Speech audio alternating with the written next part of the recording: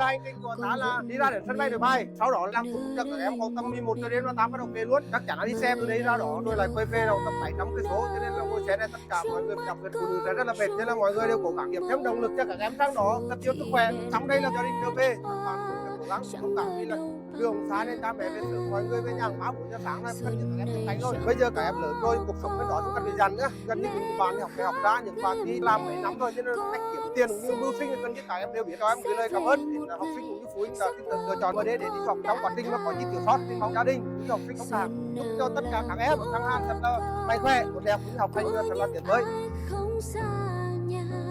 Xuân chỉ là